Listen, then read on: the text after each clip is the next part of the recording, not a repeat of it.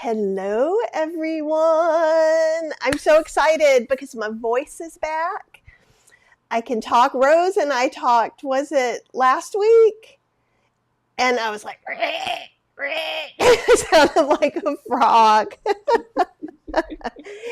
And so I appreciate you guys being so awesome with me not being live for a while, because seriously, you didn't need to hear that. You just really didn't. I see Apple and Liana are here, and Daria and Lisa, and so many more. And say hi to us. Happy Saturday. This is actually, after this, I have to go declutter.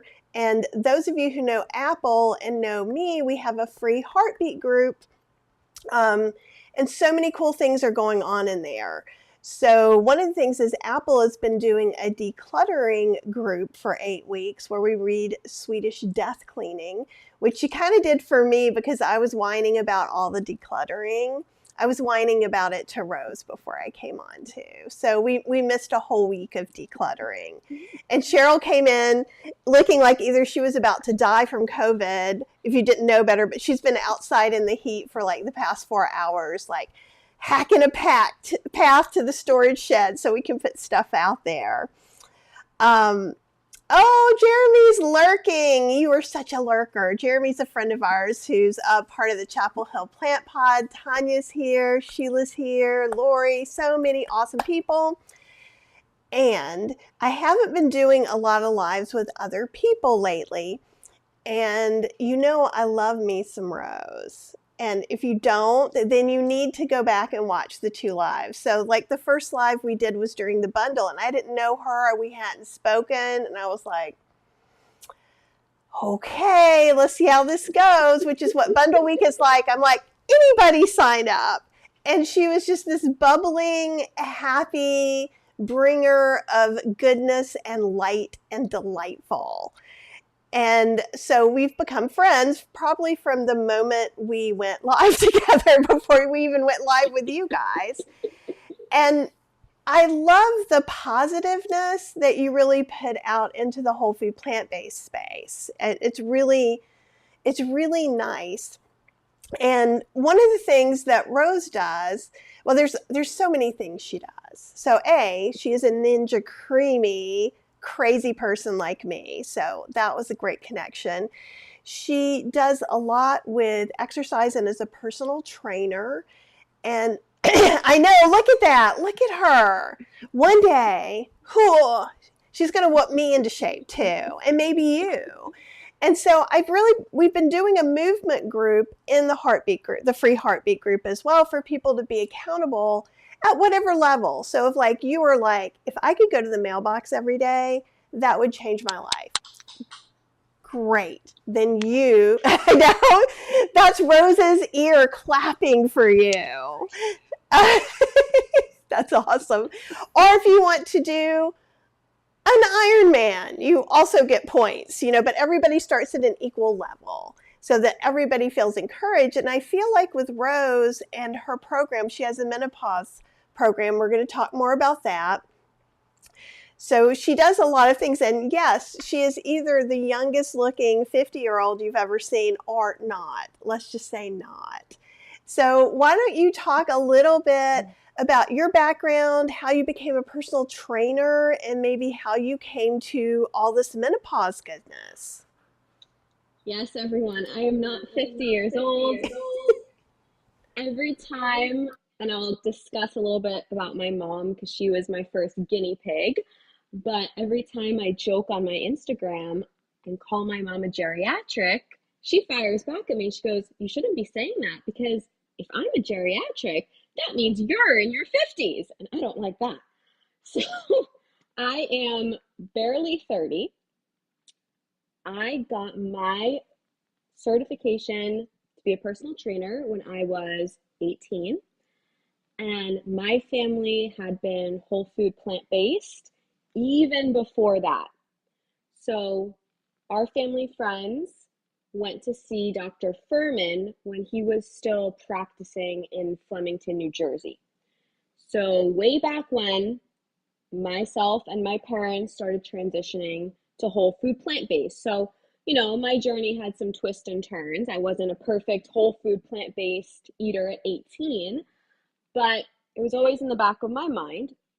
So I became a personal trainer on the side, was doing that. I was in college. I then went to work as a biomedical engineer at a pharmaceutical company and quickly realized that my passion was not aligning, because here I was on the floor running these operations to make, a diabetes drug, for example. And I was just like, we can treat that with food first. So during the pandemic, I was working as a personal trainer on the side. I had gotten my certification to be a nutritionist, and my vision was always to be able to do something in the future. I just wasn't sure what. So then I just ended up meeting someone online. We went skydiving as a first date, and that person had a online coaching business. So it was just right place, right time, me messaging that person on Instagram.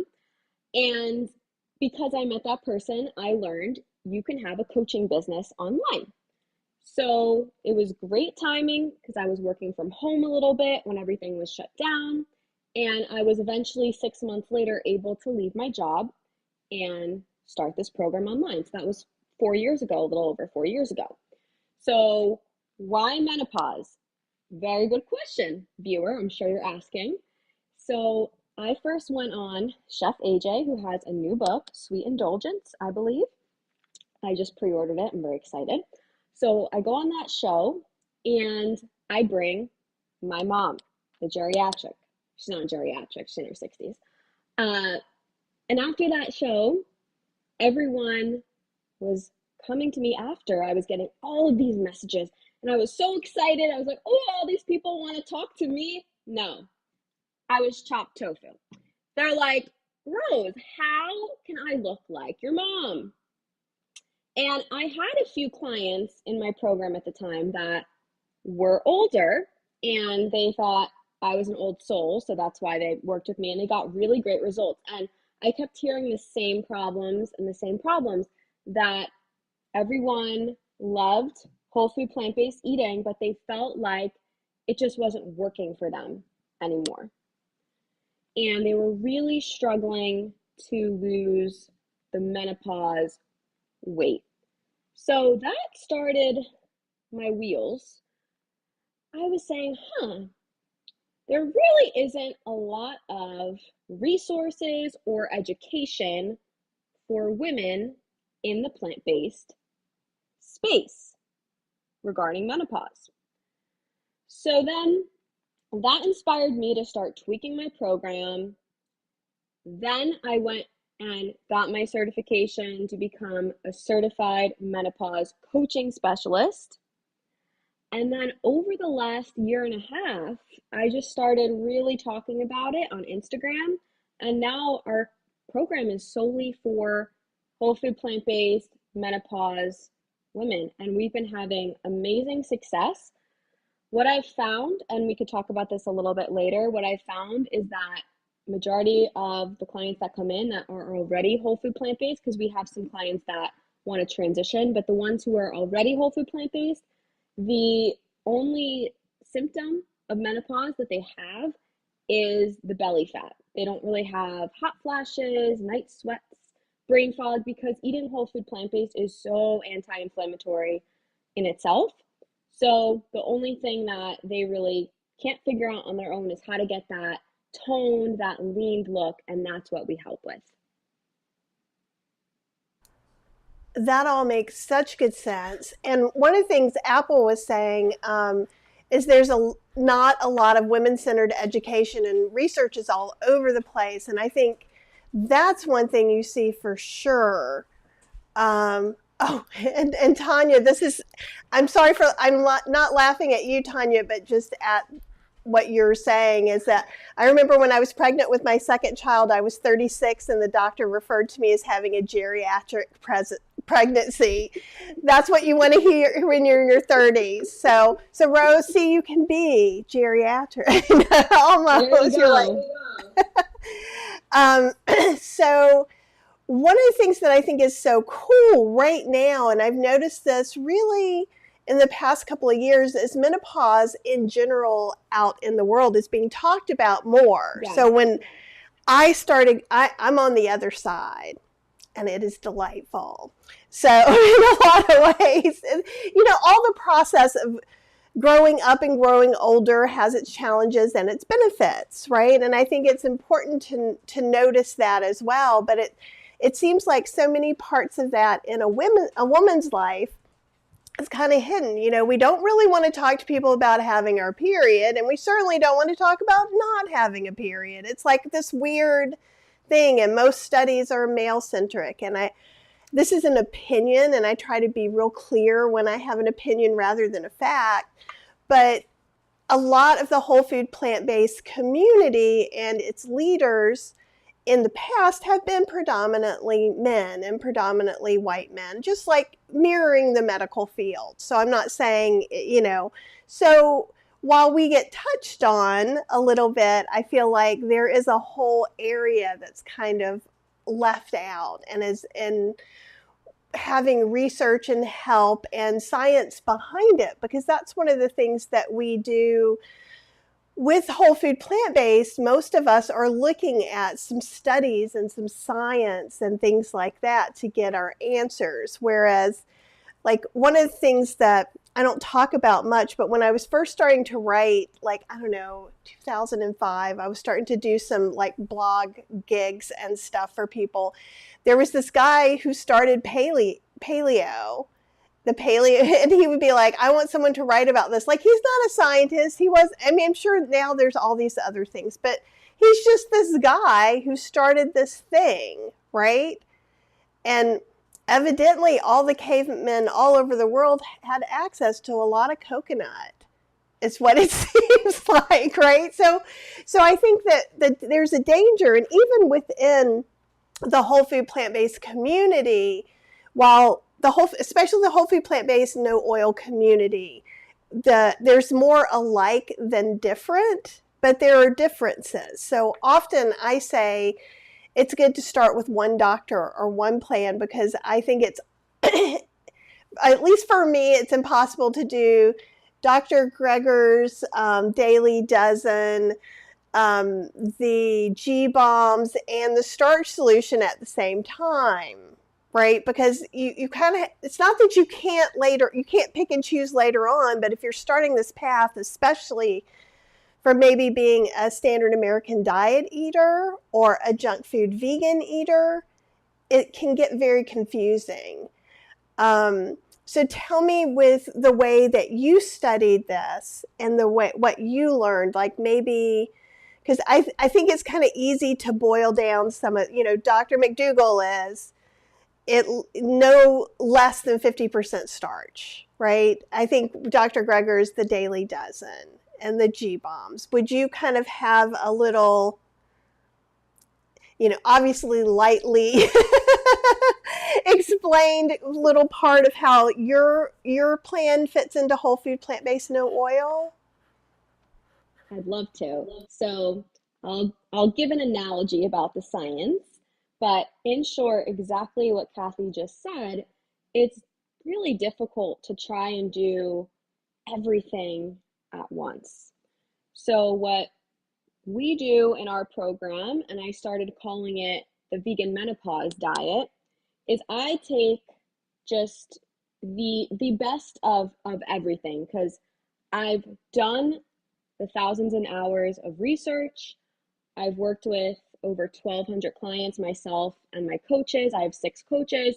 So we really just try to streamline it into one framework. So I'll give everyone a little bit of background on the science and why it is important to bring menopause into the whole food plant-based space. So I want everyone to imagine that there is a giant rainstorm, thunderstorm, cyclone, Wizard of Oz type storm, and you lose power in your house. Now everything stops working. All your appliances, you know, the microwave, the TV, the Ninja Creami, all that. And it's difficult. You need to put a generator on, put some candles on. So that's kind of what happens to our bodies in menopause. So there's a period of 10 years where you can be going through perimenopause. It's different for everyone. You get all these kinds of crazy symptoms. There are 44 perimenopause symptoms, and your hormones are still fluctuating naturally, but there are some more fluctuations. And then when you reach the period, for lack of a better word, the menopause time, that's the date on the calendar year where you've gone 12 months without a period, you go into that phase of ovarian insufficiency. So your body stops producing the estrogen and the progesterone. So just like if your house loses power, when your body loses these hormones, everything stops working. So there are about 5 different things that start happening. Number 1 is the lack of these hormones start exacerbating these symptoms. So the hallmark one is hot flashes, but like I just said, there are 43 other symptoms. So hot flashes, brain fog, night sweats, smelling weird things. Then what happens is there are other knock-on effects to your other 49 hormones in your body. So the big one is your cortisol hormone is going to increase, the stress hormone. We don't like that hormone. That's going to increase. And then we're losing muscle mass. We're losing some bone density. That's making our metabolism a little bit slower. Then naturally with aging, our gut health in our 40s tends to plateau. However, with how we eat, we're good there if we're eating all of the fiber. And then one more thing that happens is your body stops absorbing minerals a little bit worse than it typically does. So losing your estrogen, losing your progesterone is causing all of these things to stop working. So like I just said before, people that are already eating whole food plant-based tend to have very, very low symptoms because whole food plant-based eating, as you guys all know, is so anti-inflammatory. And inflammation is one of those things that also naturally rises in menopause when we're losing estrogen. Estrogen is a natural anti-inflammatory agent. However, the only thing that really remains is that spare tire around the waist, that visceral fat. So women are feeling like, oh my gosh, I'm eating so healthy. I haven't changed a single thing about what I'm eating. Why do I have this apron of menopause blubber around me that I've never had before? So in order to release that now, it's a little bit harder than just eating compliant, than just eating on plan. So that's what we teach our clients to do, to make small tweaks on their already whole food plant-based plate. We're keeping the principles of Daily Dozen. We're keeping the principles almost of starch solution. We just put another little quarter on that plate. We're making sure that we have all of those nutrients of focus. We're having calcium, we're having iron, we're having selenium, we're having magnesium, vitamin E, things like that. And that's going to help not only lose fat, but can help with some of these other symptoms that women are still experiencing. And also another factor as well, genetics do play a role in this. I personally feel like, and this is again an opinion, I personally feel like some people, have a gene that makes them maybe more motivated or more athletic or more something. So sometimes it can feel a little frustrating if we go onto the Instagram Explore page or the YouTube and we see these other plant-based women that seem to have just breezed through menopause with no symptoms. They can just eat giant bowls of fruit and it's not working for you. So everyone is different. You have to do what works best for you. But the vast majority of our clients, speaking from the experience, tend to do better with some tweaks to their whole food plant-based eating. And then, of course, the lifting to help preserve and build that muscle mass. And when they have those two things together, and when they make strides in their life to reduce their stress, to manage their time, to practice sleep. Chef AJ always talks about how sleep is so important, and go pre-order her new book that we'll talk about soon. When you do all of those things and make the habits very small, it's going to result in a compounding effort, and you're going to be able to lose the fat, feel back in control, and continue easing through menopause. That sounds great. Some people are having trouble hearing you, and I'm wondering if you pull the other part of your hair back. I know it looks beautiful that way. Yes. I wonder if you're cutting off one of your AirPods. I believe. Is this better? It looks a little bit better, so I'll wait. We'll talk and we'll see. I think that maybe it's because of your lush hair covering everything up. Now, a couple of things that have been said, like Apple said, I know it's a difficult shift for many, but menopause was a huge blessing for me, and many of my lifelong conditions cleared up. And Tanya was also talking about her migraines clearing up as well. And no, Linda Peterson said my migraines became nearly non-existent with menopause. And so I will say that too. I think for me, in a lot of ways, perimenopause was harder than menopause in general. So, and not just talking about having like one like super be fit and healthy goal, but just like perimenopause feels a lot, at least to me and some of my friends. This is my scientific research. So obviously not, but your hormones are unpredictable like they were when you were a teenager. And literally you can go out and you don't know if you're going to have your period today or not. After decades of everything being so settled. And for me, with when I had my period and when I had perimenopause, definitely my emotions were controlled by the hormones. Like it was just really...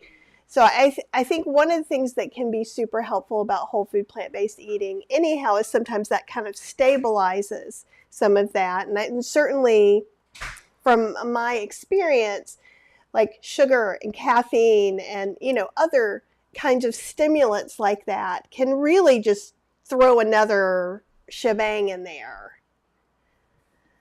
Absolutely. And adding, is my audio better yet?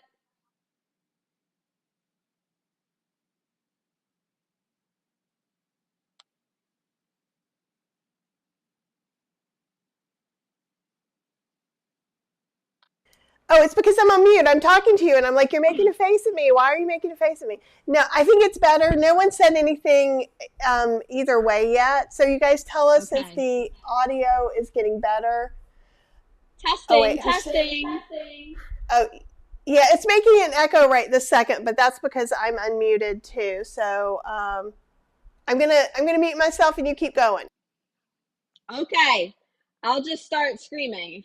The audio will be better the next time, I promise. What was I saying? Yes, and with eliminating the refined sugar, that directly impacts mood, hot flashes, night sweats, and then another thing too is adding in all of the fiber-rich.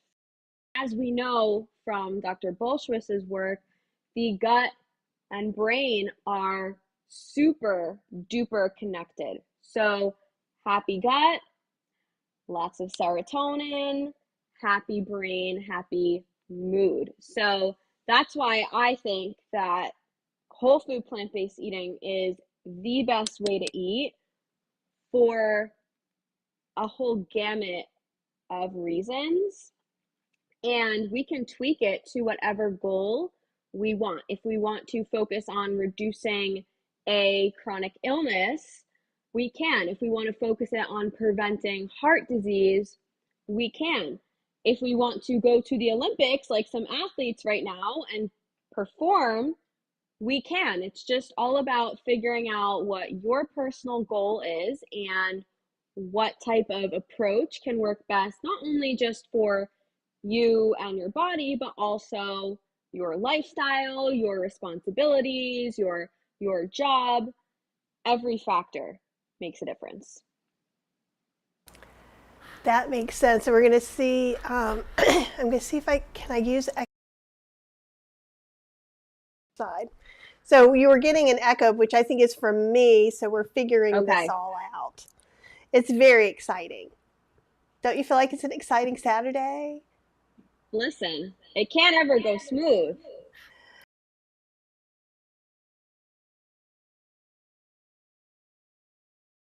ADHD presents increase radically after menopause. And I will certainly say I noticed in perimenopause, that's when we really realized that my Cheryl was ADHD. And as menopause has happened, I think it helped me really realize that I'm neurospicy as well. Do you talk about any of that in your program? Absolutely. And we try to bring in the coaching. I can't hear you now. Give me 1 second. Talk now for a second. Testing. Oh, shoot. Let me see if that went on my side. So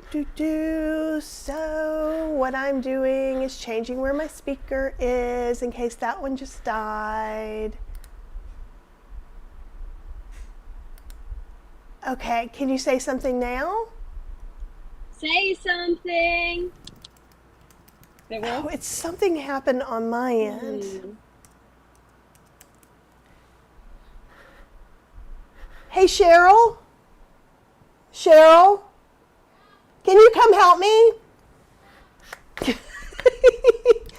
She's going to come up sweaty and we're live and something happened with the speaker, I think. Because it's saying, sorry you guys, I know things are going on. Yeah, please stand by. No, it's not about having two on. It's our normal thing. But I had it on this speaker. Can you say something? Try to say something? Test. But see.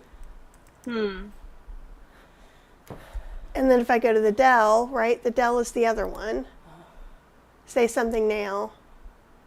Testing. The Dell one won't give me anything. Go down where it says output volume. Look there. It's not muted, okay. Cheryl's going to check something. And if not, then we'll have you go out maybe and come back in and see if that helps at all. This is the same normal setup we use for everything. So that's why I'm trying to figure out what. Yeah, as Claudia's saying, I'm hearing both of you, but Rose is much quieter. And I've got her tweaked up on my sound thing, but it can only go so far. You want me to try the Dell again? Is that what you're...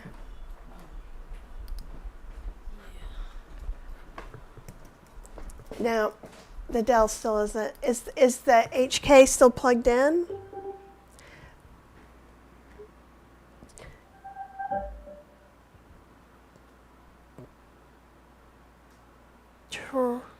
Try again. Go up to the top for Bluetooth. Here, you go. It was connected. I know, now I can't find your Bluetooth stuff up here. Cheryl has been working outside, and she's not... Oh, I hear you now. Say something. You hear me? Yes. Woo! Really? Woohoo! Use echo cancellation. Okay, talk. Hello. Yes. Whew. Okay. Side in a It just went second. away.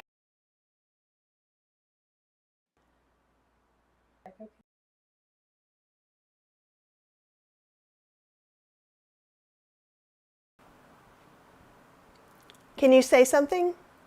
Hello. Do you want to turn it? Try disconnect that. Okay. All right, then go.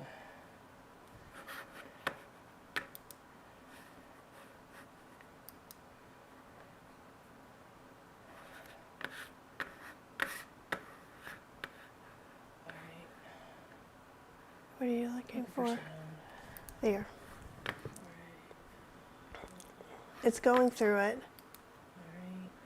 All right. Try again. It's whenever I'm taking off and putting on echo cancellation. Testing.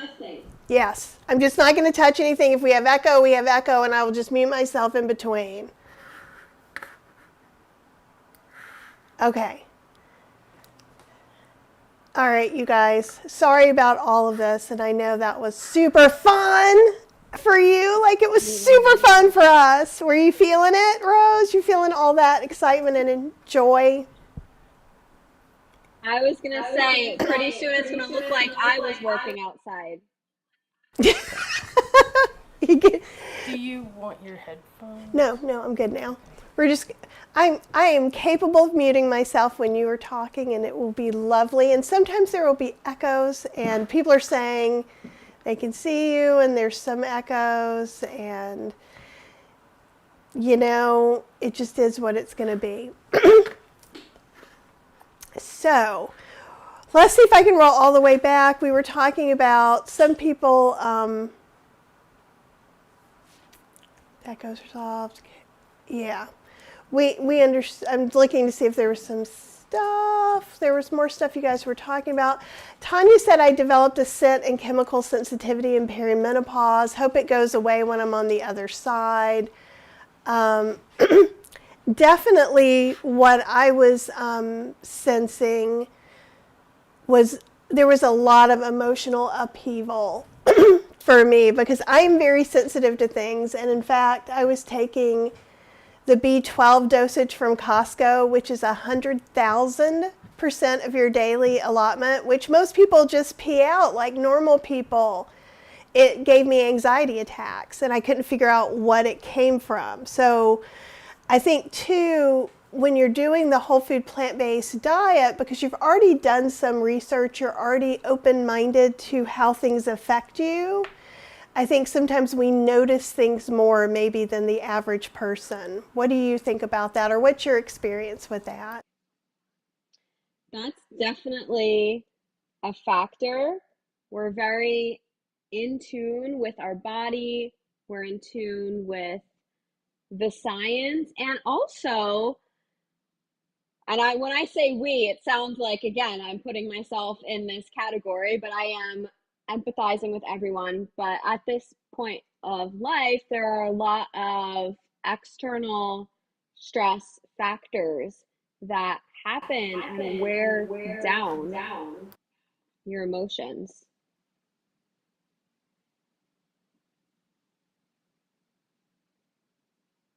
That makes perfect sense. That really does.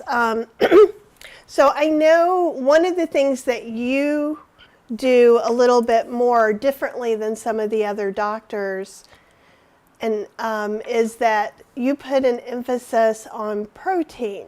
Now, it's not only protein, and like someone else was saying, it's so good. Let's see if I can find that. It's so good to have someone in the whole food plant-based space talk about this instead of like paleo and keto, which really gets tied up in menopause, right? Yeah, no, let's not. And don't say we did. I think it's a really good thing for that.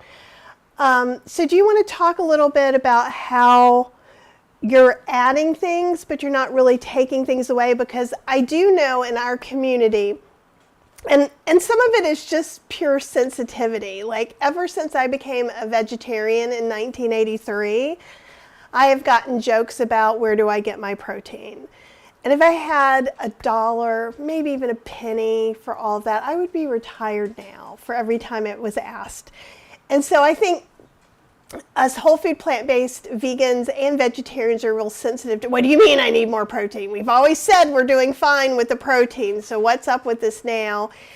And with the fact that even outside of this, I'm noticing in these other spaces like paleo, keto, bodybuilding, things like that, protein seems to be the darling. So how is it different with your program where it's not just the darling, if that makes sense? You're not doing it just to be cool. No.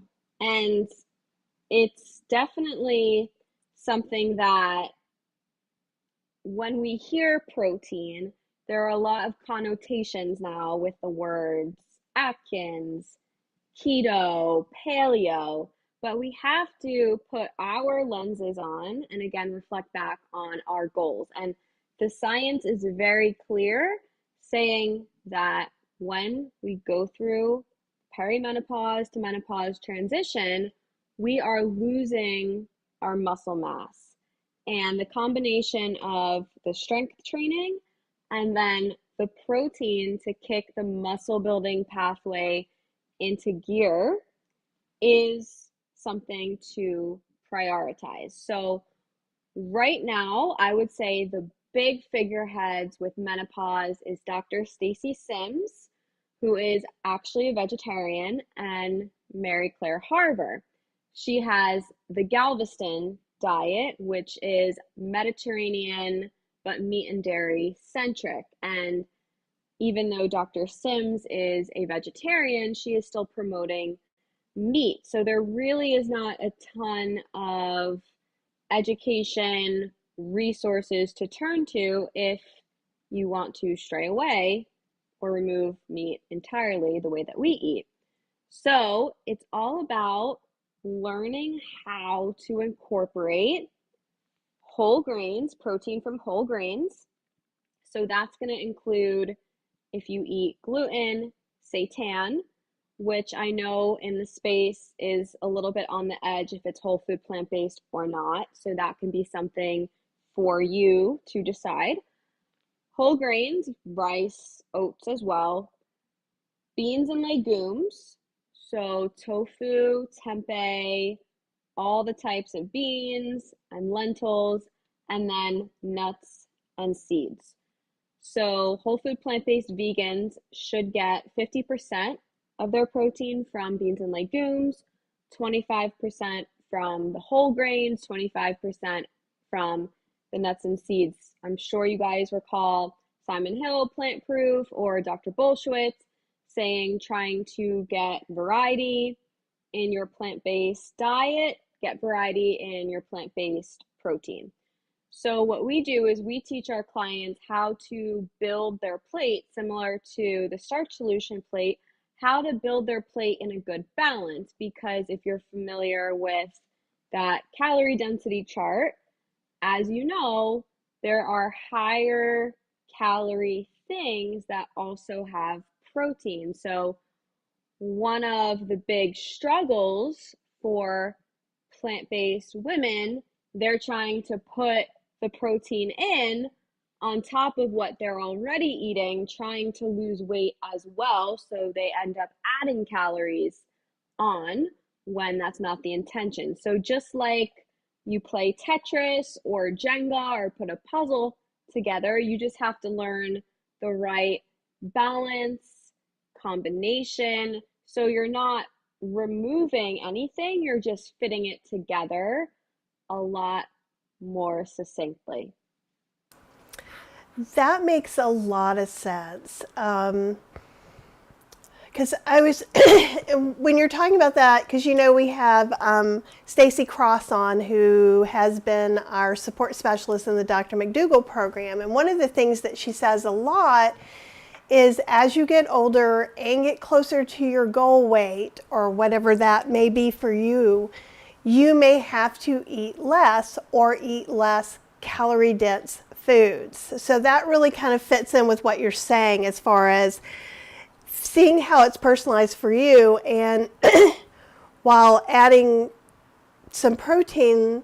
I mean, I think most of us do beans tofu. Some people with soy allergies don't, but I love tofu. So tofu is, I love soy, and it just makes me happy. So there's that. So we definitely add some soy in, and that works as far as being starch solution compliant. I do hear Dr. McDougall, or I did hear Dr. McDougall talk about this a little bit, and Cheryl S. was saying she's actually had to reduce protein due to her chronic kidney disease. And Dr. McDougall would always kind of be like, well, you have to be careful about protein. It's hard on your kidneys, people with kidney disease. And I think that would probably be correct. Just like if I say I love tofu and I'm going to make tofu scramble and it makes me happy, and you're like, well, that's great, but I'm allergic to soy, right? It doesn't fit with you. Or, so I certainly, and that goes for this program, and any time or any room you hear me speak, is that if something goes against what your doctor has told you to do, you shouldn't do it. Right? If you may have some sort of rare condition that I've never heard of, and I am a recipe developer. I am not a doctor. I am not a dietitian. I am just talking about my journey through this. So I just wanted to bring that up again. I try to bring it up every conversation, because if you have a specific medical condition, then you have to make allowances for that. But I think one of the cool messages here is, if one of your things is like, I believe Apple has, Apple's like Team Soy and likes the Jenga analogy. And if I remember correct, and Apple, correct me if I'm wrong, that she actually increases some of her protein for a medical condition she has. So it can be different, just like some people need to gain weight, some people need to lose weight. So you have to, for me, because I'm still on my weight loss journey, hearing, oh, I don't know how to add more food in to gain weight, it's always like, what do you mean? I could tell you. However, I don't have that body. That body behaves differently than my body. And so one of the things that I really like, Rose, about the way you're approaching this is that you're giving some general scientific information, then you're meeting with people, and people have coaches, and Rose has tuned me in on most of her coaches are more our age and have seen some things. And so then you're working with someone who knows your medical conditions, what you can and can't do allergy-wise, and can help you learn how to build that Jenga plate. Yes, and okay, Apple says that's right. I'm never going to say this today. Immunocompromised. Ooh, I did it. And need more protein. I've always been that way. And that's one thing I think that happens in the whole food plant-based community that I fight against actively. And you guys have seen me do this, is that everything is not for everyone. It's perfectly fine. Like, I was interviewing a doctor about something not related, and someone was going, rolled oats are too processed, no one should ever eat them, in the comments. I'm like, okay, we got to stop for a second. It's okay to say, I don't eat rolled oats because I feel like they are too processed. It's not okay to tell someone else what they can or can't eat. Like, everybody's welcome in my stuff. If you're a standard American diet eater who's just trying to add some more vegetables or explore, you're welcome here, right? We only talk about vegan stuff, plant-based stuff here, but it's not like, there are some whole food plant-based Facebook groups that are really kind of prickly and don't like not only questions, but you follow those rules or not. And I understand the purpose of that. It's okay for that group of people to have a safe space for what they want.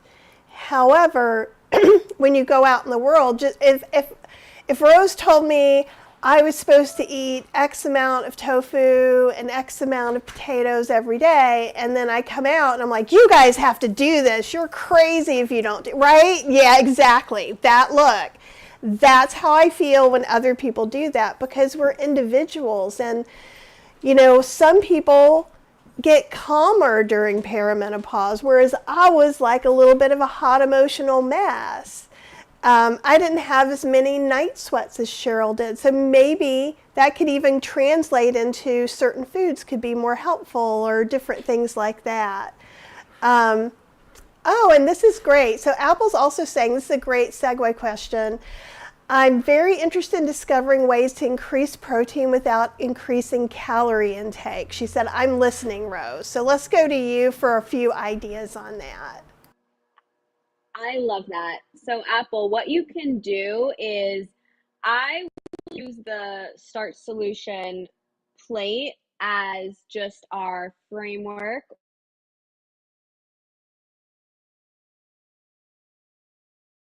And we have 50% of it with our non-starchies, the other 50% of starch. So you can then make a Rose, divider. I hate to interrupt you, but divide half of that starch side. And you can incorporate a quarter of that with plant-based protein. So a really good one is adding in 1/5 of a block of tofu. I go to Trader Joe's, so I get their high protein tofu. So 1/5 of that block with a half a cup of beans. I always say tofu and beans are married. Here's why I like pairing them, because if you do a half a cup of beans, that's roughly 7 grams of protein. If you do a 1/5 of a block of tofu or a serving of tofu, that's roughly 14, 15 grams. So you're getting over 20 grams of protein. Tofu has a little bit of fat. Beans have the carbs. So together you're getting protein, carb, and fat, which is super balanced. So you can have that on the 25% side, and then you can keep the starch for the rest. And you can just do some rough trial. Think of it as an experiment. So if you make those small tweaks and 2 weeks goes by, and I'll bet you're not overeating or midnight munchies, you keep everything the same, right? And you notice that you are gaining, your clothes are fitting a little tighter, then you can dial back either the total amount of food that you're eating or some of the added things. But you can see if over 2 weeks you start to notice if weight loss is your goal, if things are moving in the opposite direction, so you can have a little trial and error with it.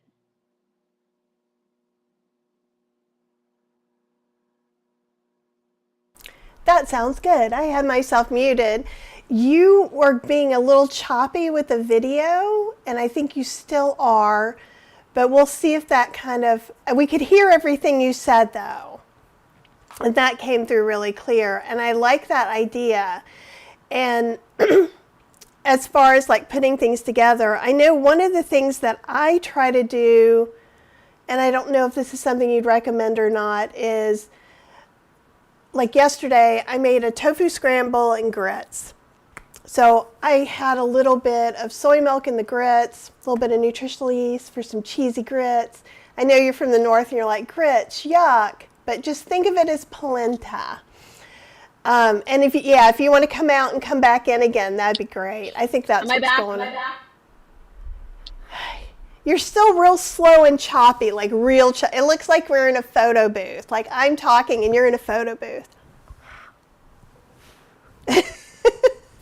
So it could just be the connection on your internet right now. But if you want to come out and come back in, that'd be great.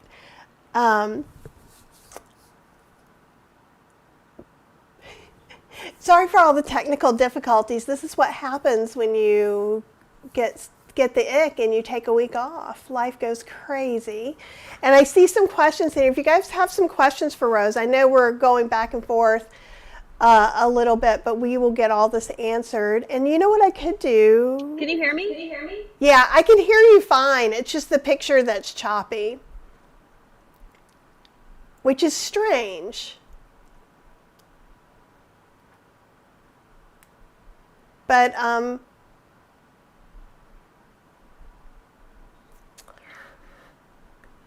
So, okay, so we have some questions. And then one of the things I was starting to say is, so a lot of times when I use tofu, is that I add a lot of vegetables into it. So a lot of times I'll put like cruciferous crunch, and she's going to be back in just a moment, I think, in with it. Or like yesterday, I'm still kind of recovering from COVID, so even though I'm cooking some nice meals, I'm trying to take as many shortcuts as I can. So I had some shredded carrots and I had some coleslaw mix, sauteed that, put in my tofu spices, and grits.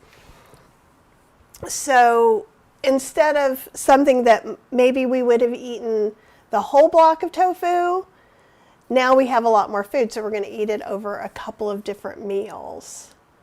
Yeah, it was sounding okay, but she was real choppy, so I'm not sure what was going on, but she should be coming back, I'm sure. Let's see what else we've got. I love soy. And then Cheryl's also saying, learn to eat more to my blood work labs to adjust potassium, phosphorus, and that's the... and also most think there's a set diet for kidney disease, and there's also supposedly a set diet for diabetes, especially type 2. Cheryl was told not to eat any beans, in fact. And not to eat carbs by our doctor, who was more paleo at the time.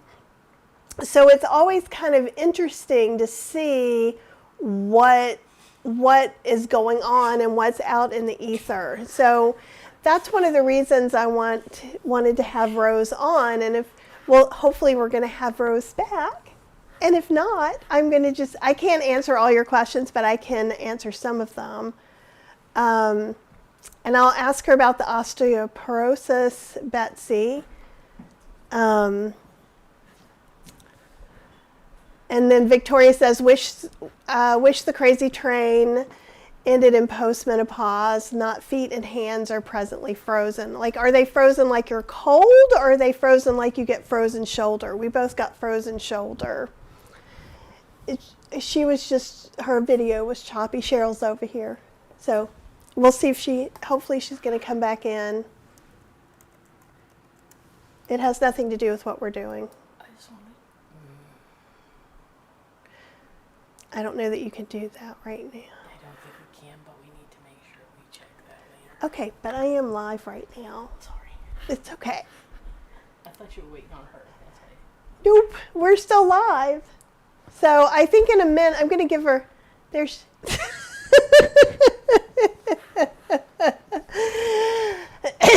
I think what we may do is give Rose another chance to go live too and talk about some of this stuff. Oh, here she comes! Almost. She was almost there, and then it cut off. That's on her side. She's not back yet. She's trying, so that's all that's really important. I could try and do this and see what happens. You could lose. Okay. All right. Let's try this. Rose!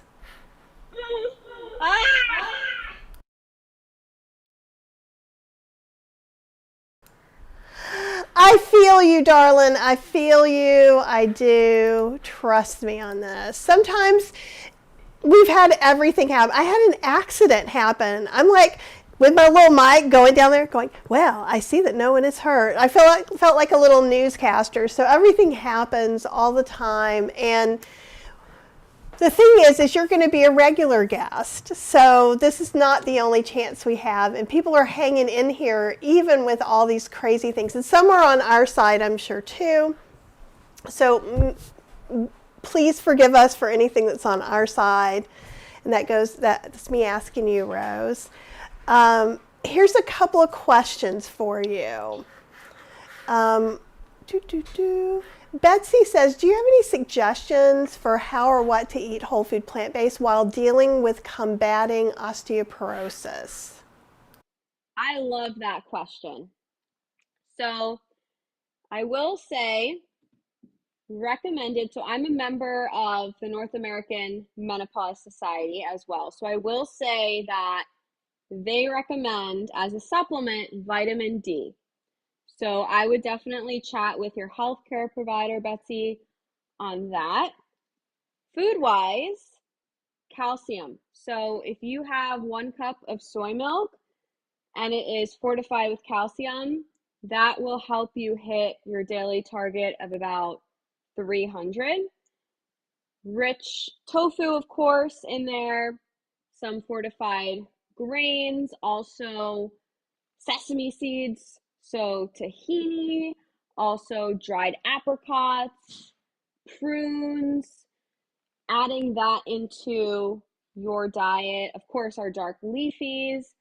And then I would suggest lifestyle-wise, adding a weighted vest. So weighted vests help with bone loading.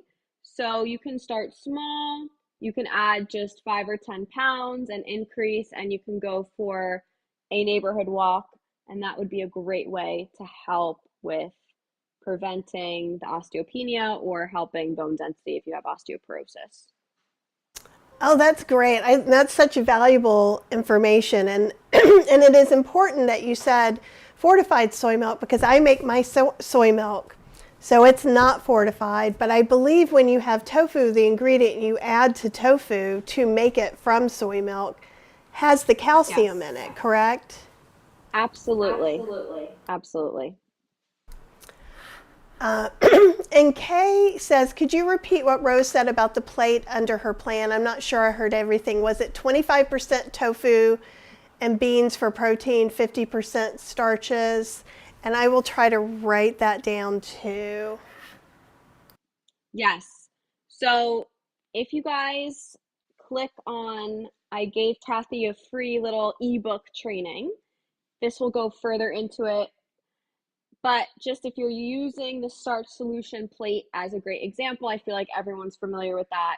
You have 50% of starch, 50% of non-starchy. So keep the non-starchies on the side with the starch. If you then make a further division and do 25%, 25%, if you keep in your 25% starch, that's great, but then replace the other starch with, for example, I love tofu and beans together. So if you take 1 serving of tofu, which is 1/5 of the block, and a 1/2 cup of beans, that's great because you're getting over 20 grams of protein and you're getting fat from the tofu, carbs from the beans, and protein from both. So it's very balanced. So you will feel full, you'll feel nourished, and it's not going to be adding in a crazy amount of calories. That's a really great way to explain it. So thank you for doing that. And you guys, down below, you can get Rose's guide. I also put it into the chat just now. And I'm going to see if I can put you in the new scene where it can just be you again.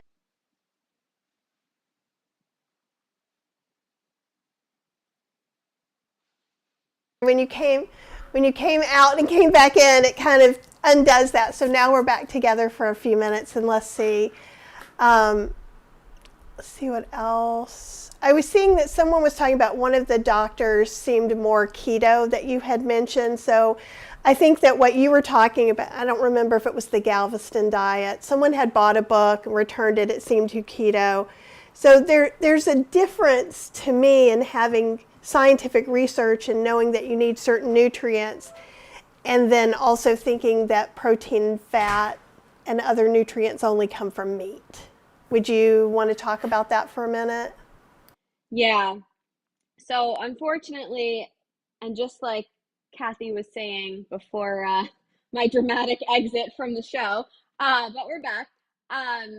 You really have to take it, with I know we're no salt, but a grain of salt, meaning that you have to bring it back to your own goals. And the inverse kind of happens where I noticed that just the statistics, only 13% of OBGYNs are even trained in menopause. And we all know that percentage of overall doctors that are trained in whole food plant-based eating is probably even smaller. So when you're looking at the Galveston diet, for example, that's Mediterranean diet, it's still going to be meat centric. So you see that, and then you have to then take it to your own goals with whole food plant-based eating. And there are a lot of falsified things out there, especially on Instagram, where people are saying that you can only get these nutrients from meat, you have to eat meat. Your doctor might even be saying that to you if they're not a lifestyle medicine physician. So what you have to do is look at the science. So remember before I said if you get 50% of your protein from beans and legumes, 25% of your protein from nuts and seeds, and 25% from whole grains, you are good. So what I mean by good is you have the right quality. So that word gets thrown around, protein quality. We all know that plants have all the protein you need, meaning that they all have the building blocks of the essential amino acids. I'm sure everyone's heard of that before.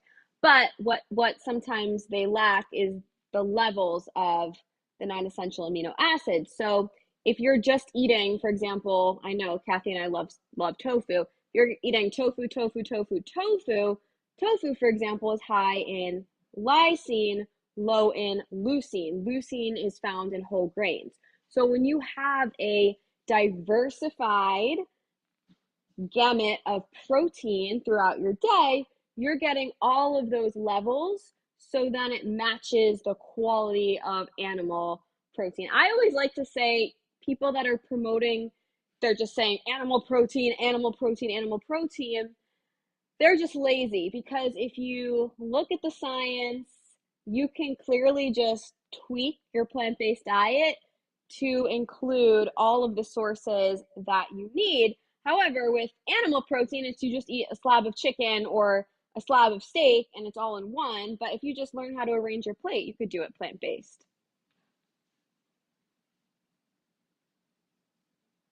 That makes so much sense, and you're so clear about it, and I really appreciate that. And I think it can be hard to just looking around and seeing, because a lot of people that are promoting like muscle gain are also, even in the vegan community, are still not necessarily all of them are doing whole food plant-based proteins. So even from that side, we don't always get to see all the things. Like, I don't see a lot of people promoting beans when they're talking about things like that. So I like the way that you're including that. And there's so much yummy stuff. Like, as you're talking about that, I'm like, that could be Mexican all day long, right? We can make some tofu tacos, have some rice and beans, which to me is a super treat. And also, like last night, one of the things I was trying to talk to you about before we went awry is yesterday I made a tofu scramble. And usually when I make a tofu scramble, I try to put in cruciferous crunch or different vegetables and kind of double it. And usually that will serve us twice. So we do have a little more than one serving of tofu when we have it, but it's a brunch. That's the way I look at it. So I made some grits, which I said might be offensive to your northern sensibilities, but I suspect you like polenta, right? You might have a little Italian in you, I think. Right? So it's just polenta for breakfast. And because I'm still recovering from the ick, I had shredded carrots. When I went to the store, I got things like coleslaw mix, broccoli slaw, things like that I can just go, shake some of that stuff on in there. And so then I have a big giant thing of tofu scramble. And so half of it's in the fridge. Then all I have to do is make some grits or some potatoes. Then last night I made some red lentil flatbread, some buffalo hummus. I made a little bit of a tzatziki sauce. I made a quick, and this is with me not feeling well. I did the rice in the microwave as an experiment. It cooked for 25 minutes. I had all this done in 25 minutes. I made a quick chickpea falafel, and then I also did some za'atar tofu baked in the oven while I was baking the flatbread. And so how would that kind of fit in? There should have been a few more vegetables, but I was done. That was a lot for me being sick. That sounds like you really gotta bribe Cheryl to that decluttering with all that good food. That's what I was hearing. Yes, you were hearing that. And yes, she is braving and like the outdoor that's all overgrown, whacking the weeds down with the thing. And so yes, no, I will bribe a person in a heartbeat. But no, that sounds delicious. Definitely just thinking about that 50-50 plate. I love that you made the lentil flatbread. That sounds delicious. So you can pair that with the tofu maybe and have that together. I love hearing the falafel. You can have that and pairing that, if you want to put tofu with that and just having one serving of the falafel or having the falafel as the main protein source and having two. Just thinking of that plate in mind. And if you're someone that your goal is weight loss, what Stacy Cross will say when she comes on your show, like you said, when you get closer and closer to your goal weight, sometimes you have to reduce your portions. So adding more non-starchy veggies to your plate if your goal is the weight loss is always a good idea. But from what Kathy makes, and I know all of her recipes, you can just kind of fit that onto your plate and tweak it to whatever your goal is. I like that a lot. And one of the things that I did, so I knew we were going to be cleaning like fiends. So after I get off of here, which is why we're going to have a really long show. So I have to go through, I was telling Rose, I found taxes from 2007. Like we're going through all the stuff pre-move to move here, and we've been here 12 years. But so last night, since I had the bug, and Cheryl had wanted to go out to eat, so I wanted it to feel special. So we had like 2 falafels, a little bit of tofu, a little bit of rice, like a tablespoon or 2 of hummus and tzatziki. So it was, and I did make a really big, big for Cheryl. I made a normal size for the rest of the world, kind of like Greek salad, and tossed it with cucumber white balsamic. And I had a cucumber from the garden and some tomatoes from the garden. So that was I was thinking back, I'm like, I thought I put a vegetable, so our vegetables were in the salad, but then I have some leftover flatbread. So what I might do for dinner tonight, because I'm not cooking, is I was thinking of maybe even making they had these like little falafel pizzas on the pita bread. So taking a piece of the red lentil flatbread, maybe a little bit of hummus, crumble up 1 or 2 of the falafels, put it in there, put some fresh chopped veggies and a little bit of tzatziki on there. Because if I'm making a bunch of moving parts, then I try to redo those. Or even when you're talking about beans, most of the people here really include beans in their lives. But you can make, in class last Saturday, I made 4 things that were really easy for me to make because I still had full-on COVID during class. But one of the things I make is it's a pot of beans, and I'm just putting powders in there, and you're like, well, that's the laziest thing I've ever seen. But every time I take them somewhere, everybody's like, oh my God, these are the best beans, because people don't just add a few things, but you can make them neutral. So I've used them for Mexican food. I've used them for Cajun food. I've used them for a lot of things. And don't underestimate while you're trying to add all these different things to your plate if it feels overwhelming. If you're used to eating, 50% or more potato and vegetables, then you go ahead and make some of this. Go ahead and make 2 things of tofu and freeze some, because you can always take it back out. Same thing with beans. If you don't know if you can eat a whole pound of beans, but you have time to cook them, then just freeze them, and whatever single serving means to you. If you're a family, you might do 4 pounds of beans, because maybe a pound of beans is really a serving for your 6-person family. And so all of that can be done really easily. I think part of it is just kind of figuring out what works for you. And then even in that transition period, cook a little extra and put it in the freezer, because maybe you get depressed when it gets really hot, or maybe you get the COVID that's going around all over the place, or maybe you get, I will tell you what, I lived on my Ninja Creamies and my frozen Indian food when we came home. So think about that too. Mona has a different question. I need suggestions on how to get motivated to move. I'm struggling with extreme tiredness. Yeah, Mona, I'm not going to lie. I think we all feel like that sometimes. So your feelings are very valid. What I found is that motivation is that friend or that significant other that you're seeing that shows up, then they disappear, they show up, they're flaky. So what I encourage everyone to do is anchor back to your why. Why are you moving in the first place? Is it for your health? Is it for your family? Is it for your grandkids? Is it for you to be able to climb some mountain feeling strong and able? Anchor into your why, and you can choose to not subscribe to feeling tired. You can choose to not subscribe to feeling anxious. I've always had anxiety. So granted, it's easier said than done, but I just like to say when I have these anxious thoughts, I'm like, unsubscribe, unsubscribe. I do not want to subscribe to these today. And I put those thoughts in my purse, and I take my purse with me. So the thoughts are with me, but I'm not bringing them out in the open. I'm just putting them in my little purse. So what I'm trying to say in a very circumvented way is that do what you said you were going to do for your why.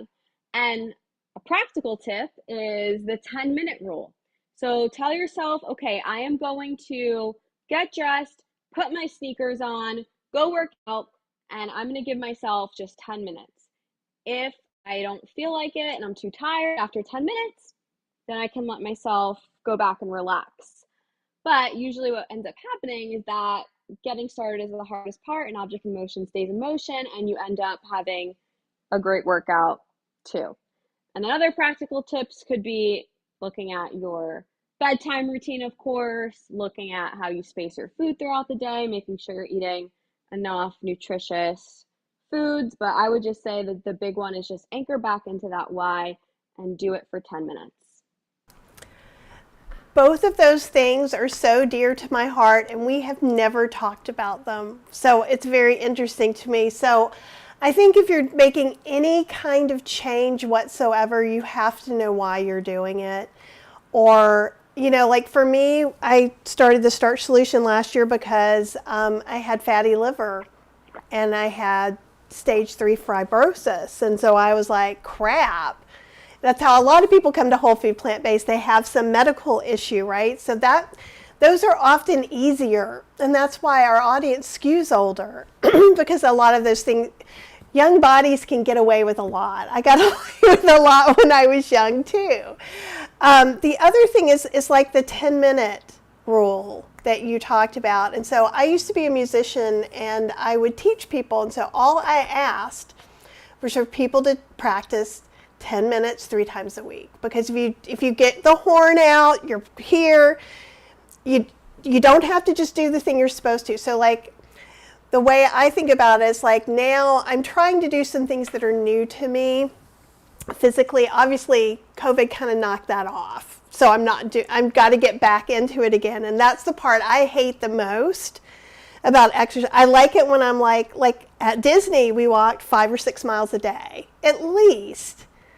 And I'm just taking my warm shower, going to bed, ready to do it again. Because that's where I like to be, where I can push myself and it's okay. What I don't like is when I'm like, God, that 3 miles was really hard today. When your muscles are all tired. And it's probably more of the way that I perceive it. Because my muscles are just like, they don't care. Like they don't have a judgment if we go 1 mile or 10 miles or whatever. But I agree with you wholeheartedly on just do something for 10 minutes. And like literally, this, and Howard Jacobson was telling Cheryl this and another friend of mine, walking to your mailbox can be your first movement goal because you're getting out of the house. Even if you're just going across the street, at some point during that week, you're probably going to go, well, I'll just go ahead and go to the stop sign. And I think I love the way you're talking about this 10 minutes because also that's what I need to start doing again. We took a little walk with Max that wore me out because of the heat. But I tend to be very much all or nothing. Oh, if I can't do it all the way, then I don't really need to do it. And the past 5 years is me really learning how not to break myself. Because even when I was your age, I was going to yoga 5 times a week, Aikido 3 times a week, and I would try to go to yoga twice a day, at least once a week. I didn't have a car and I walked. And so I've never thought of myself as being an athletic person, but my chiropractor told me, at certain times I was breaking myself because I was doing all these things. I'm like, no, I'm just broken, right? And so I think that we tend to not necessarily think of ourselves as this physical being with these muscular needs and things like that. So I will say, be gentle to yourself. Find something you like. Like, I love walking, and it just gets, my brain just kind of does its thing. My little neurospicy gets some quiet, and I'm pretty sure I'm a little more odd ADHD. So I'm like, I get all that time, and I go, ooh, pretty flower. Ooh, look at that bunny. Like I'm not going in it to be like, oh, I'm going to sweat and I'm going to burn X amount of calories. And I get a lot of anxiety and I get some depression. So when I walk, it improves it a lot. If I'm at a point where I can't even bear to think about doing that, I will go and do restorative yoga as a starting point. I will tell you, in no uncertain terms, you are not going to lose a bunch of weight doing restorative yoga. And you're not going to build up a lot of muscles, but what you are going to have to do is sit with your body and be present with it. And I don't know how you feel, Rose, but I think sometimes when I'm having these issues, I'm avoiding my body. I'm like, we'll just go do this so I don't have to think about that. But if you're just there, you're really relaxing, you're really breathing into your body, you're going to fight with it less, and you're going to listen to it a little bit more, and then the next morning you might go, today's a nice day for a walk. I mean, what do you think about that as far as like starting some things up? I love that. You have to do what makes you tick, what makes you happy, and usually it's almost like a gateway drug, for lack of a better term, to other things that can be beneficial once you start creating that time and space for yourself. So it's very manageable to think, okay, what's the one thing that I love doing? Is it restorative yoga? Is it walking? Is it dancing? Is it rebounding? Is it jump roping? Is it hiking, swimming? Think about what you like to do, start with that, and then what you only really need to integrate other things in very, very small. So always start small. So with lifting, for example, the reason why that's so important is because, like I said, when we're losing our muscle mass and our bone density as we age, lifting really is the only way to build that muscle mass back. So you don't have to go and be a power lifter or a bodybuilder. That's an all or nothing or very just extreme approach. What if you just start with 5-minute workout? What if you just start with 10 minutes, increase it to 20 to 30, and then you're going to feel so good after, then you're going to be reminded of that the next time that you may not want to do it. You're going to say, oh my gosh, I felt so good after I did it the last time, so I'm going to do it again. It's kind of like any behavior, right? It's we want that instant gratification. That's going to be that feedback for us. So when you complete a restorative yoga or a walk, just congratulate yourself, soak in the feeling. How does your mind feel? It probably feels a lot calmer. How does your body feel? Your body feels more relaxed. And just remind yourself that the next time when there's some of that resistance to starting. Starting is always the hardest part. So I would definitely say whatever it is that you like, do that, and then increase that time. I love that. To the mailbox first, then the stop sign, then the block, and then you can start experimenting with other things that could be more beneficial for your personal goals. And I put this up while you were talking, but Apple was also saying something really smart, as always, because Apple is really smart. Could we also acknowledge that sometimes when someone's tired, that rest could be the answer? We don't always need to be productive. And I think that was another thing you were talking about too, because sleep is also really important. And she was also saying restorative yoga balances cortisol levels, which can reduce belly fat. So and the reason I was saying restorative yoga, and I was kind of talking about movement the way I was, is because right now I'm feeling resistant to it. You may not. But also thinking of resting, I mean, last week I've rested. I'm a good sleeper. Cheryl is not a good sick person. She will sit and watch TV. I will go downstairs and sleep for 15 hours, come up, have something to eat, and go back down again. Because I'm like, do your thing. I will get out of your way. And so I'm also like, if I'm really sick, I could just be in a cave. I just want to be quiet and heal. And other people are like, give me all the things. Come and talk to me. No. Don't interrupt the healing. So rest is important, and rest is really, I guess maybe this is the best way to put it, can be really elusive, especially in perimenopause. Like, luckily I worked from home, so when I was waking up at 3 and 4 o'clock every night for, a few months, I just got up, I'd do some of my work, and then I'd go back to sleep. And not everybody has that luxury. And sleep hygiene, I think we've talked a whole bunch, is really important. And it's also important, like what Apple said, you don't always have to be doing something. But if you also know that you should be moving and you're using it as an excuse, and only you know this, and I know that I do it, is really what I'm saying. I don't know if you do it. But there'll be times I'm like, oh, but I'm too tired. And really, I know everyone, if you don't get this with the exercise, with cooking, have you ever come home and you're like, I'm too tired to cook, I can't do this. And pre-Starch Solution days, like, we don't keep tortilla chips in the house. I can make them and bake them and have them sometimes. But the reason is I'm too tired, so I'll have that and bean dip. I'll have chips and bean dip. I'll have chips and hummus. Because I can open things and shove it in my mouth. And it's not productive, right? So sometimes exercise and sleep and all those things, you have to think about why you're doing it. So last night, I wasn't super energetic. I had a lovely 4-hour nap. Because rest. And then I was like, well, I'm going to make flatbread. Oh, I can make this and I can do that. And it all worked out. And I would have spent 25 minutes arguing with myself about how I couldn't do this and how Cheryl needs to go get us something to eat. Or I can just try to have 3 minutes of that argument and go, well, I could just make this one thing. And then if I want to make more, kind of the 10-minute sort of thing as well. Right? Absolutely. Yeah, it's kind of interesting. Oh, and let's see. Let's go back.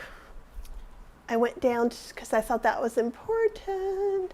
And Victoria's saying she doesn't like beans, so she blends them and adds good stuff to make sauces. They make great sauces. You can use them instead of oil in baked goods. Waffles, pancakes, anyone? Make oat bean pancakes with some vanilla. Just don't taste them without sweetener or the vanilla if you're making a baked good. Because in the Great Vegan Bean Book, I have a bunch of stuff. And also, you can use them in a creamy pint. just use about a half cup. If you do too many, it'll just be stodgy and unhappy. But there's lots of ways. Victoria was asking, what's the best type of tofu for menopause? There are many kinds. I love, if you have a Trader Joe's, the high protein one. I love that one. It's high, it's just super firm. Yeah, I love it too. So just so anyone who doesn't know and hasn't heard my spiel on it, because I love it because you don't have to press it, so you can just magically make it. Again, it's one less thing. Is there anything wrong with pressing your tofu? Absolutely not. And I have some from Costco that I have to press. But it makes it a lot easier when you don't have to press things. And the difference between this high protein, and I put it in quotes, because it is higher protein than regular tofu just because there's more soy in it. That's it. It's tofu that's been pressed, only it's big. And that's also why it costs more, because more soybeans were used in it. So a lot of people think, oh, I don't want to buy that costs more. And when you look at tofu in particular on the weights, it's misleading because there's water and things like that in it. But the high protein tofu from Trader Joe's is a really good price. And like last night, I just cut it in pieces. I think I brushed a little balsamic on it and put some za'atar and just threw it in the oven, or you could put it in the air fryer. It's very easy and it has this great texture. So I agree with that too. And but any non-soy tofu that we're talking about, like fava bean tofu, they're making it with all the lentils. You would feel good about any bean-based tofu. Even what about shun tofu? Do you know where it's made with chickpea flour? And it's kind of like it's very interesting. It's almost like a polenta in that you cook it kind of like that, and then you spread it out in a pan, and then it gets solid. It's like if silken tofu and the high protein tofu had a baby, because it's definitely smooth, but it's firm, if that makes sense. And so then usually what you do is maybe you pan fry it a little bit and then use it in any dish. I just forgot where it's from. It's not from here, but that would also still include legume. Do you feel like chickpea flour is an okay thing to? Oh yeah, so we do have some clients that come through our program that are soy free, like we were saying before, you can have an allergy.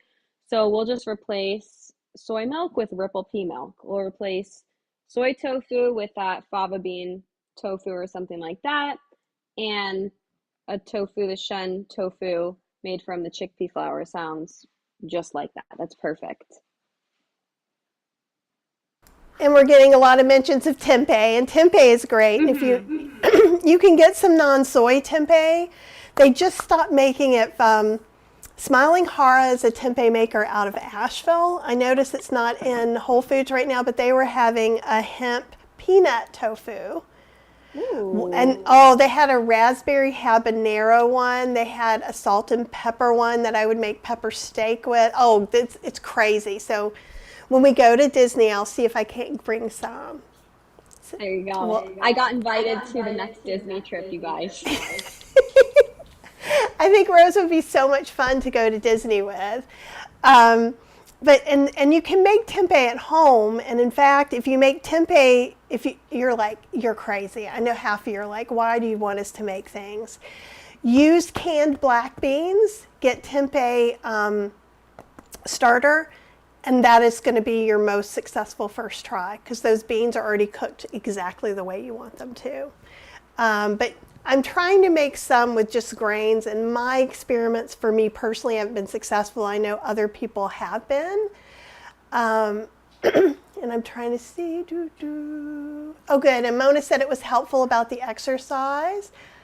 Oh, hey, Mary. It's her first time in the live chat. She's 64 and incorporating whole food plant-based, SOS free. Welcome. It's good to have you here. And let's see. Okay, the tired. Oh, and hydrate. Yes, hydration is super important, especially when it's this hot. I know. I have two. Can you say neurospicy without saying neurospicy? Right? And so one of the things I did, I'm not a big juicer, although I did get a new Huram juicer that they sent to me to do a demo. And since I think 2 days ago, I went ahead and had a bunch of cucumbers from the garden. I made like a cucumber mint with a little bit of pineapple juice. And so more than making it to juice, I was trying to make us more of a hydration drink, something fun, since Cheryl took the Paxlovid, so her taste buds were kind of messed up, which is one of the reasons why I didn't take it. And then I made a pineapple limeade with apples. We had some apples that aren't great for eating, but they were still good. So I juiced them and made that our sweetener. So as far as hydration, we don't do that all the time. That was our special treat for surviving all of this. But don't underestimate grabbing some fresh mint either from the store or plant a pot of it. Even if you live in just a horrible place, it will probably grow just fine. Throw some mint in there. I like to take a spoon and muddle it a little bit in the bottom. Basils are good for that. Do you have some hydration tips that you like to do or recipes? I love everything that you just said. I love just lemon or orange slices. And I would say that a really good tip, again, this is opinion, not science, but having an obnoxious water bottle, it just makes you want to drink. I actually was just traveling and I didn't bring it with me. Fun fact about traveling, they did take my oatmeal, which I was very upset about at the security, regardless. Having a fun water bottle, when I didn't have this with me, I felt like I drank a lot less. So making, maybe a straw in it, just something fun to encourage you to hydrate. And if that means juicing and making it flavor, I'm all for that.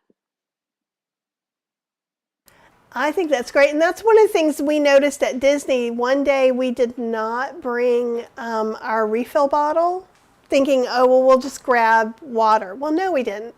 I don't want to stand in line for water. Yeah. I want water to be right there when I need it. And at home, it's it's almost a tick. I just am constantly reaching for my water now, and you can tell a big difference. And there's kind of a side thread going on about a new thread in Heartbeat. And if you guys want to do that, that would be great, Apple. And I don't know, so some people who have ME/CFS, and I don't know much about that or what that is, but I believe it's a medical condition. So a few people are doing that and they don't have a lot of energy all the time. As far as like spoon, you hear people talking about how many spoons of energy do you have with a lot of different types of illnesses or conditions.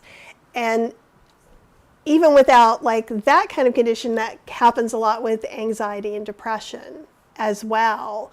And so I think I like kind of what you're talking about is making things more simple instead of adding a lot of complexity. Like sometimes I think I want a big list that I just check off that tells me all the things I want to do.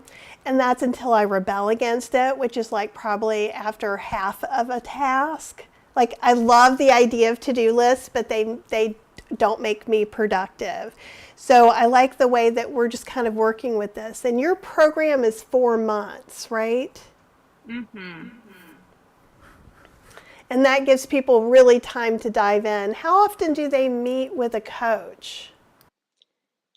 That's a great little segue. So exactly what you had said just now about, kind of rebelling. That's where a coach, and, you could join my program, you could get a different coach, whatever, but having someone that is the liaison between the science and between practical lifestyle is so important because, as we all know, especially with this way of eating, the science is very, very clear, but then trying to apply it to your own life when you're tired or if you like to rebel or whatever it is, sometimes is difficult. So having that person that can integrate the science into bite-sized little pieces into your life that you actually can feel like, yes, like I can do this, and you get a win, and then you get another win, and then all those little things compound until you look back and realize, oh wow, I'm at my goal, I need to set a new goal, is so important. So within our program, you get your personal coach. All my coaches are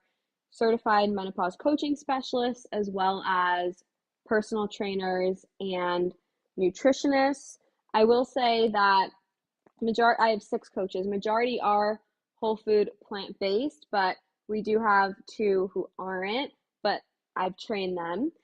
And they're all older. It's very difficult to find, just side note, a qualified coach who is also whole food, plant-based, vegan. So if anyone would like to apply, please.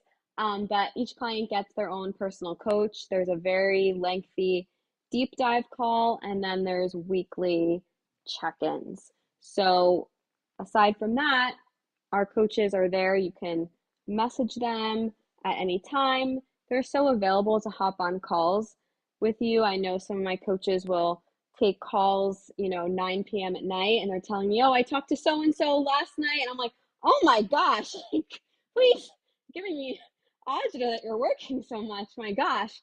But it's really just, at your fingertips, which is really helpful because, you can have the most perfect to-do list, the most perfect plan, but, you get sick, you are tired, something stressful happens, and the science can go out the window very quickly.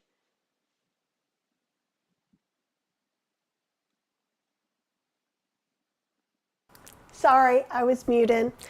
I said, that sounds great. It's interesting to know that it's hard to find whole food, plant-based menopause coaches. That's very interesting.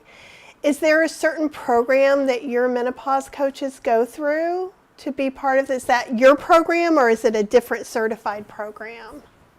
That's a great question. So all of my coaches need to be certified personal trainers, certified nutritionists, and then take the certified menopause coaching specialist exam. That's through an organization called Girls Gone Strong. And then through the North American Menopause Society, you can also take some further examinations in there. But what I really look for is I want my coaches to have at least 2 years of online coaching experience on top of their qualifications, because I want to make sure that they can actually coach. Again, it's, we can all be experts, and I'm sure, if you've never had a coach, think of a doctor, right? I'm sure you've experienced a doctor that's very, very smart, knows all the science, but they have a crappy bedside manner. With a coach, they obviously need to have the qualifications, but they have to prove that they can actually translate that into results and have that personality. That's really important when you're working with someone one-on-one. I agree. And you have to find the right fit. And sometimes it can be a personality-driven thing, just like if you've ever had a therapist or something like that. Or more people are working with coaches than therapists, I think, these days.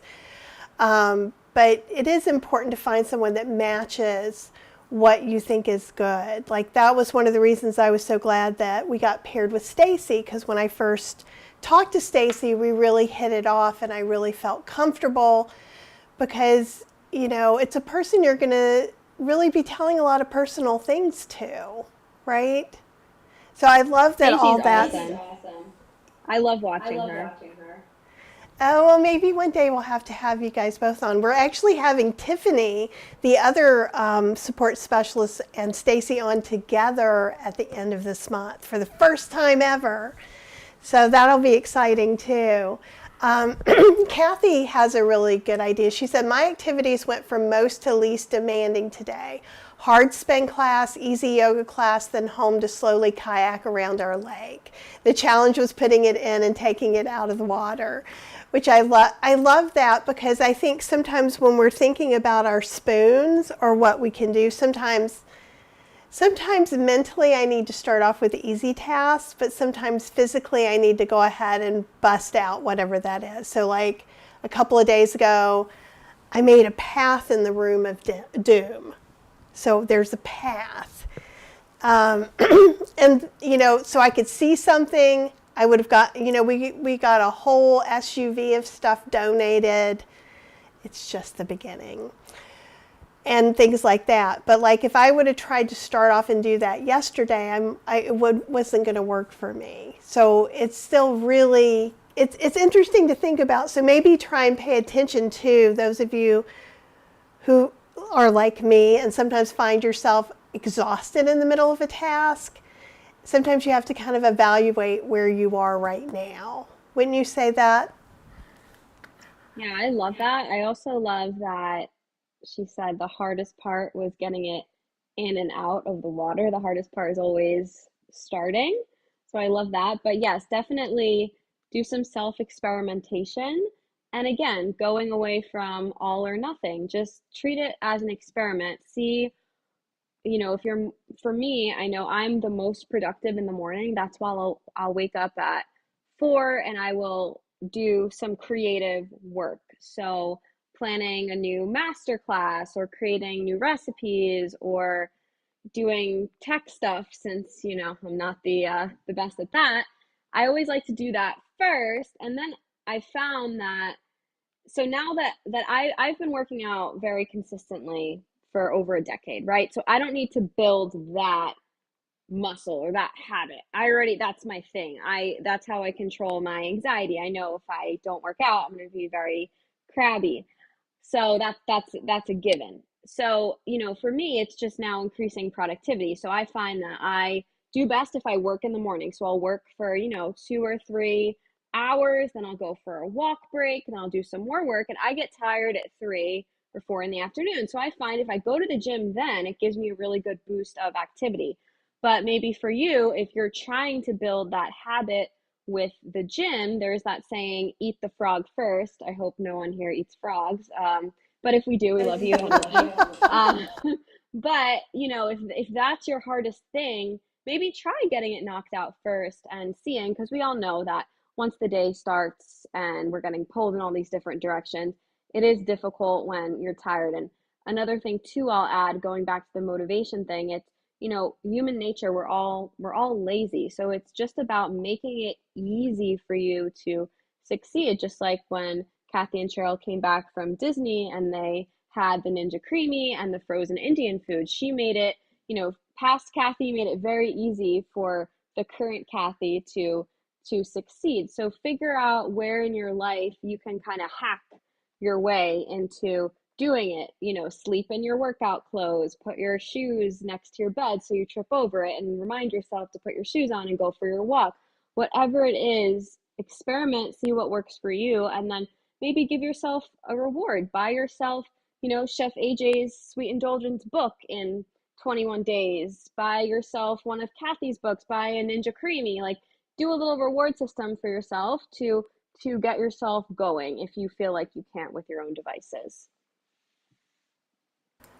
I really like that, and I like talking about having rewards that are not necessarily food driven, because which can be kind of hard for me, because I'm definitely, you know, even one of my most favorite things from Disney was us sitting down and doing this Japanese amazaki.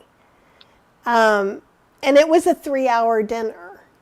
And in fact, it wasn't like 3 hours of like Golden Corral buffet, you know, where you're just eating. And we had like 6 different little bites of things, you know, over this time, and it was relaxing. And I will tell you, there was another dinner that was kind of similar that Cheryl and I talked about, because I'm like, I think what I value out of this is the experience of all of it over, you know, oh, if I do this for a month, I can have a piece of pie, right? Which is pretty fleeting. And so with a lot of things that are going to be challenges for us this year, we went ahead and got Disney passes, because we know, okay, that means we're going to go to vacation there mostly for the next year. That means when we're there, we walk more than we do anywhere else. So we're kind of setting ourselves up for that. And what we did last time is we made breakfast in the room, right? And I made cashew milk every day. And which sounds really hard. Like someone's like, why didn't you just buy cashew milk? And I'm like, A, because I'm cheap. B, because I've got a little travel thing, and all I did was put in 2 tablespoons of cashews, fill it up with water, go to bed, plug it in, press a button. You don't have to strain cashews. And so thinking about it was more of a struggle for me to go to the store and have to buy things than just to make it myself, but it could be different for you. But so since we had that kind of all nicely set up, it worked out really well, and we had fruit in the room, and we had a couple of treats, and it was just very easy to do our thing. But sometimes taking a walk all by myself is also a treat. You know, I live with Cheryl, who I love very much, but you know, we work in the same house, we live in the same house, we clutter and are trying to declutter the same house. We have an old dog. So sometimes just getting out and being all alone. When you live all alone, that doesn't seem like a treat. So maybe your treat is meeting up with a friend and taking a walk. So there's all these different little things, and I don't know about you, but sometimes it's hard to start listing out these things. And whenever I'm trying to do something new, I try to literally make a list of things that I could do. So if I'm like, I don't know what a treat is. Well, a treat is going to the vegan Indian buffet twice a month. Or just so even if I just went once a month, I see my friends there. It's giant, it's beautiful, it's not oil-free, it's part of the time when I go out. We do whole food plant-based, but we do allow some oil in our diets. But I also meet up sometimes with 20 different people from the plant-based community there. So think of little things like that. Some people go there and don't eat and just hang out too, or whatever little thing, but try not to let yourself be mean to yourself. And I am speaking of that as someone who's really mean to myself. I would never talk to anybody else the way I talk to myself a lot of times, like, oh, you're so lazy. Why haven't you gotten this done? You know, these are the things I know that, because I try to tell you guys what I'm trying to learn, not always what I know. And it depends on situation. You know, like I was feeling all good. I'm like, yeah, I'm walking, I'm not sore, it's all great. And now I have to kind of pick it up for the beginning again. And that, for me, that's the most frustrating and the most almost dangerous part for me to fall back into a bad habit. So I know I've kept you on here way longer. Oh, Apple. No. I love it. And Apple said, Kathy and all in chat, please forgive me for taking over the chat stream today. I couldn't resist chatting about autism. You did not take over anything. Apple, you are always a delight. You always add value, and you know I adore you. Do you know how sweet Apple is? We're having we have a monthly movement Zoom from the Heartbeat group, and she asked if it would be helpful if she took it over if we were still sick. And that just means the world to me. We're doing better and we can do it, but I mean, it's just so lovely to have someone so knowledgeable and kind in our space, and we really appreciate it. Yeah, and I think neurospicy isn't always talked about, and by neurospicy I mean anything from the autism spectrum to ADHD to other kinds of neuro differences. It can make things harder because some people with autism have a lot of food issues. You know, I think people with ADHD have priority, you know, it's executive dysfunction. So you can know what you're supposed to do, but like one of the things with Cheryl, I have some ADHD too, but there's certain things she does that makes me crazy. Certain things I do that make her crazy, right? Because married life, that's what it's all about. And so evidently when I'm sound sensitive, I have my headphones in, I'm just singing along some sort of harmony, so she can't even figure out what song it is, and it makes her crazy. I don't like to vacuum the floors, so she always vacuums the floors, but I know that vacuum's going to be there till I take it down. That could be 6 months. And so you've got those challenges too, in addition to just societal challenges. So realize that, oh, Apple says, oh my goodness, crying now. No, you're not crying, I'm crying. And CJ says Apple is the best. And I think it is really great. And one of the things that I love about my community the most is just how supportive and kind everyone is to each other, and how we're really honest about what's hard for us and what's easy. Cheryl is like, I think it's going to rain, so I think she's... It's thundering. It's thundering and lightning. And so she has been out doing all the things. Yeah, Mirren says also have emotional dysregulation. I was having a whole bucket of that. Maybe a whole Olympic-sized swimming pool earlier this year, right? But anyhow, I'm going to let you go. I'm going to put your book here one more, not your book. I'm getting your freebie. Yeah. So people can Chef get AJ that. with the book, me with the freebie. And look how pretty. Guys, it's really good.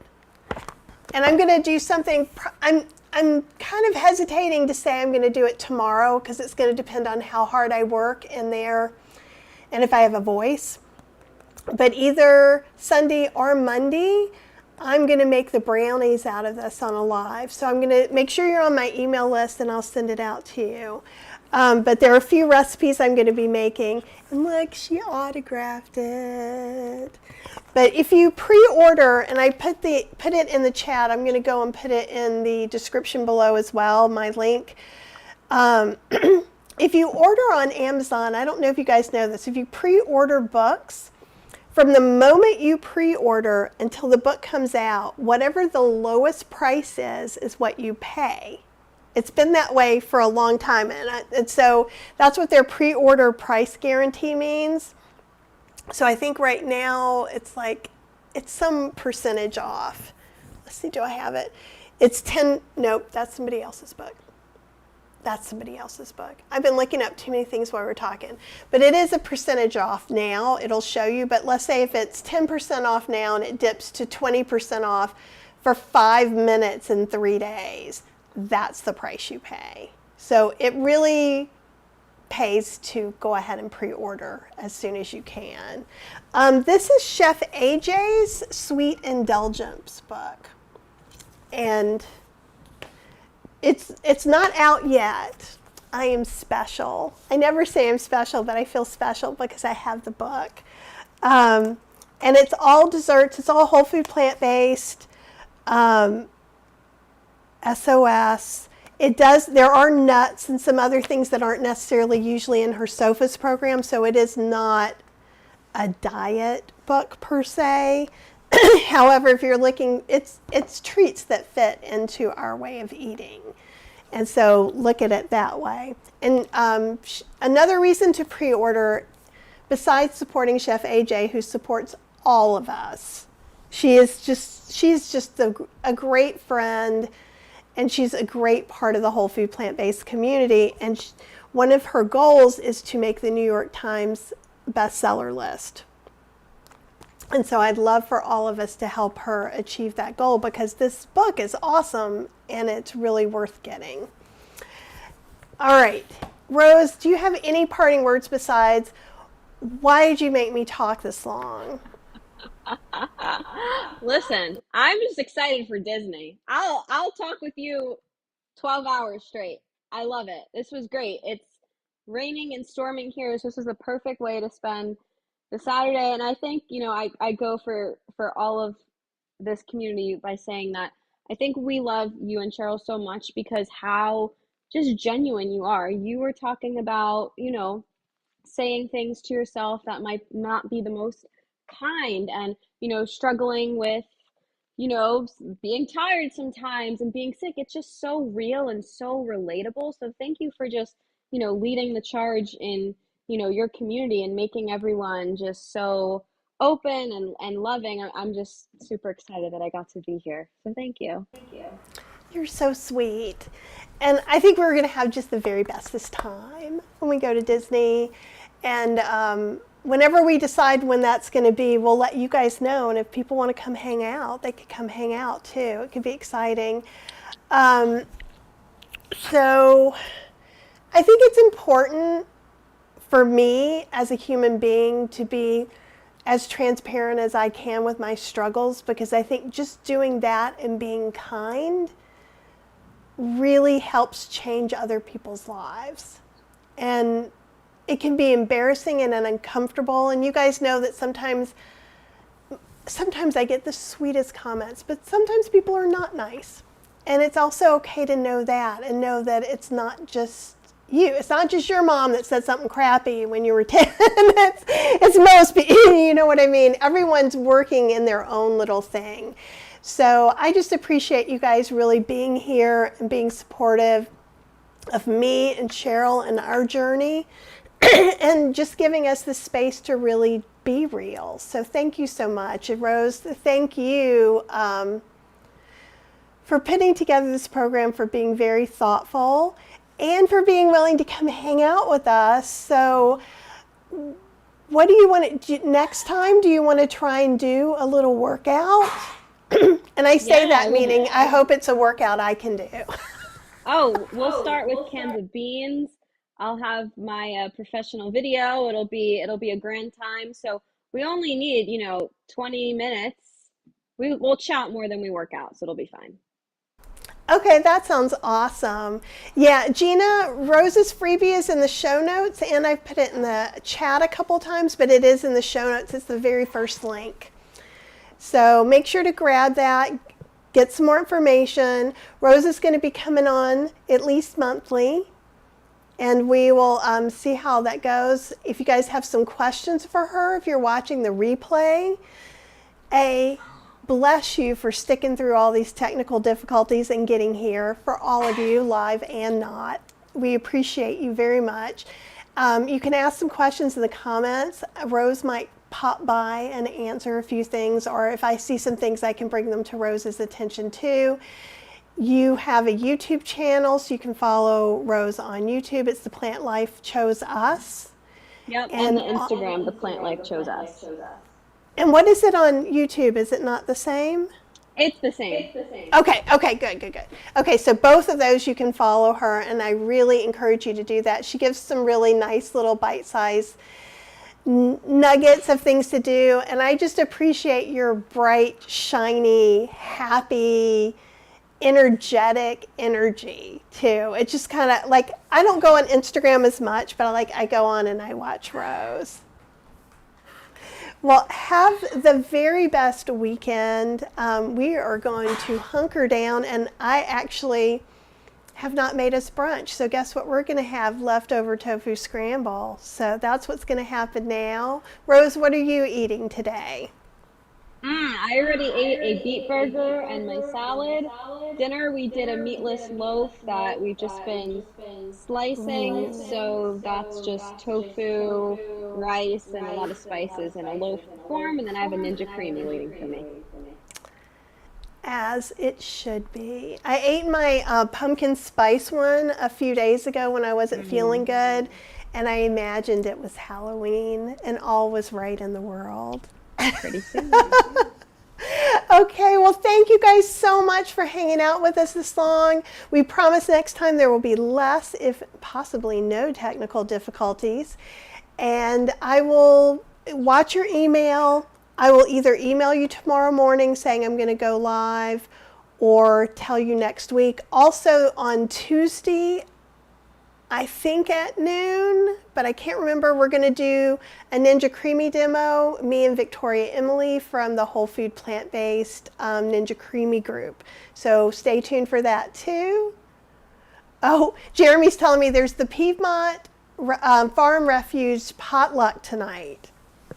Is it supposed to rain all night? So I don't know about that.